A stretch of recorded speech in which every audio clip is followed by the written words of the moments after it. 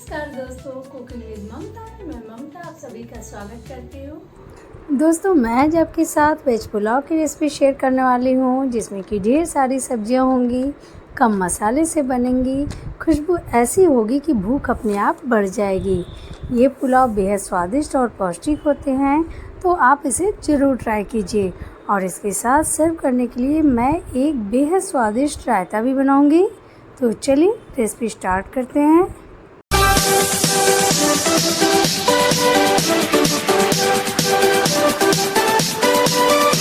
Veg pulao बनाने के लिए मैंने यहाँ पर ये 1 गिलास बासमती चावल लिए हैं। इन चावल को हम 4 से 5 बार पानी डालकर धुलकर साफ़ कर लेंगे। इनको आप हाथों से मत रगड़िएगा, नहीं तो ये टूट जाएंगे।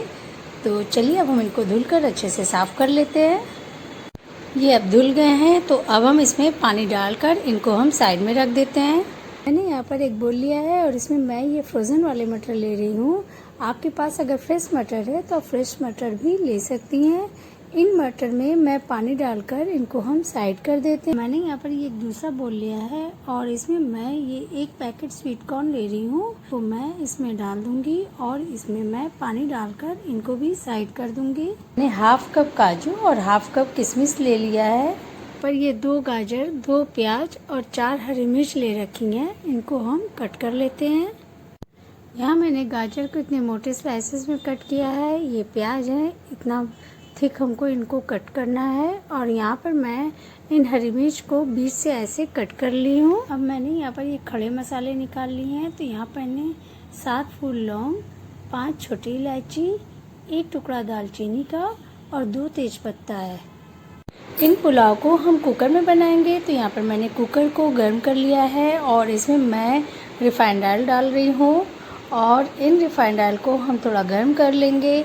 और पहले मैं जो काजू को ली थी, उन काजू को इसमें डालकर हल्का गुलाबी होने तक फ्राई कर लेंगे। तो ये अब गुलाबी हो गए हैं, तो अब हम इनको तेल से बाहर कर लेंगे।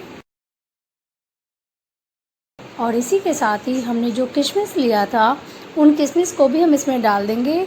और जैसे ही किशमिश इसमें फूलने लगेगी, तो हम किशमिश को भी तेल से बाहर कर लेंगे। तो ये किशमिश फूल गई है, तो हम बाहर कर लेते हैं। अब हम वापस से इसी तेल में हमने जो गाजर को कट किया था, उन गाजर को डाल देंगे। और इसी के साथ ही हम यहाँ पर थोड़ा सा नमक डालेंगे और इनको हम अच्छे से चला लेंगे।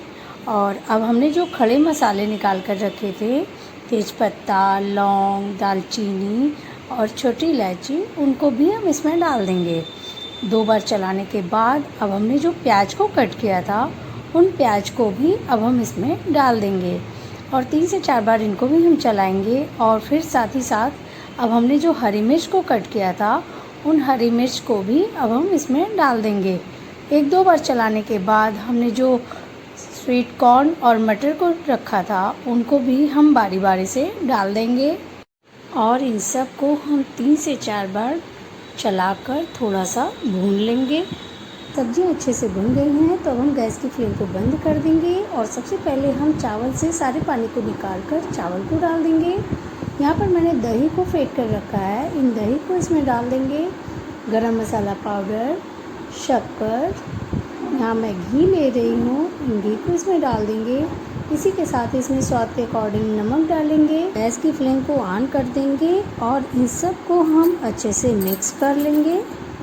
इसके बाद अब हम इन चावल में गर्म पानी डालेंगे। तो जिस ग्लास से हमने चावल को नापा था, उसी ग्लास से हम इसमें पानी को डालेंगे। यहाँ पर हम 1 गिलास चावल में 1.5 गिलास पानी डालेंगे और इनको हम अच्छे से मिक्स कर लेंगे। अब हमने यहाँ पर जो काजू किशमिश को फ्राई करके रखा था, उनको भी इसमें डाल देंगे और इनको हम एक बार चला लेंगे। और अब मैं इसमें गुलाब जल डाल रही हूँ और इनको भी हम अच्छे से मिक्स कर लेंगे। मिक्स करने के बाद इन पानी को अब हम टेस्ट कर लेंगे, जिससे कि अगर इसमें नमक या शक्कर कुछ भी कम है, तो आप इसमें इसी समय पर डाल दीजिएगा। चावल इसमें खिलकर बढ़ जाएंगे, इसलिए चेक करते समय नमक और शक्कर की क्वांटिटी जो है इसमें थोड़ी ज़्यादा रखिएगा। तो अब हम इनको चेक कर लिए हैं और ये बिल्कुल सही है। तो अब हम कुकर का ढक्कन लगा देंगे। और एक सीटी आते ही या विसिल के पास से एक ड्रॉप पानी गिरते ही हम गैस की फ्लेम को बंद कर देंगे। जब तक पुलाव पक रहा है तब तक हम इनके साथ सर्व करने के लिए एक बहुत ही टेस्टी सा रायता तैयार करेंगे। तो उसके लिए मैं यहाँ पर दही ली हूँ, इनको हम ब्लेंडर में डाल देंगे और इनको हम अच्छे से फेंट लेंगे। कभी भी आप दही का रायता जब बनाना हो तो आप मिक्सी के जार में मत फेंटिएगा, आप ब्लेंडर का यूज़ कीजिएगा। तो इससे आपके दही जो है बहुत ही थिक और क्रीमी होते हैं। मैंने इनको ब्लेंड कर लिया है और अब मैं आपको दिखाती हूँ। आप देख सकते हैं ये कितने थिक और क्रीमी हैं। इनको मैं एक बोल में ट्रांसफ़र कर दूँगी। और अब मैंने यहाँ पर ये एक खीरा लिया है और यहाँ पर मैंने थोड़े अंगूर लिए हैं। इन अंगूर को हम लंबाई में 4 टुकड़ों में कट कर लेंगे और खीरा को हम कद्दूकस कर लेंगे। अब हमने जो दही को फेंट कर तैयार किया था उसमें मैं ये भुना जीरा पाउडर, काला नमक और शुगर पाउडर डाल रही हूँ। इन सब को हम इसमें डालकर अच्छे से मिक्स कर लेंगे। उसके बाद अब मैंने जो अंगूर को कट किया था उन अंगूर को इसमें डाल देंगे। और यहाँ पर हमने जो खीरा को कद्दूकस किया था, इन खीरा में बहुत सारा पानी होता है, तो इसलिए हम इनको हाथों से दबाकर इनके पानी को निकाल देंगे और फिर इन खीरा को हम इसमें डाल देंगे और इन सब को हम अच्छे से मिक्स कर लेंगे। इस पुलाव के साथ ये रायता बहुत ही टेस्टी लगता है, इसलिए आप इसे ज़रूर बनाइएगा। और चलिए अब हम पुलाव को भी देख लेते हैं। कुकर अब ठंडा हो गया है तो अब मैं इनको खोल लेती हूँ और ये देखिए हमारे पुलाव अब बनकर तैयार हो गए हैं। ये कितने खिले खिले पुलाव तैयार हुए हैं। अभी हम इनको नहीं चलाएंगे, अब हम इनको एक कढ़ाई लेंगे और उस कढ़ाई में हम डायरेक्ट इनको पलट देंगे। ऐसा इसलिए करना ज़रूरी होता है क्योंकि अगर हम कुकर में ही इन पुलाव को चलाएंगे तो चावल जो है वो टूट जाएंगे। इसलिए जब हम पुलाव को कढ़ाई में डाल देंगे और फिर धीरे से नीचे से ऊपर की ओर करते हुए हम इनको मिक्स कर लेंगे। और ये मिक्स हो गए हैं तो इसमें से बहुत ही अच्छी खुशबू आ रही है। तो चलिए अब हम देर नहीं करेंगे, फटाफट से प्लेटिंग कर लेते हैं।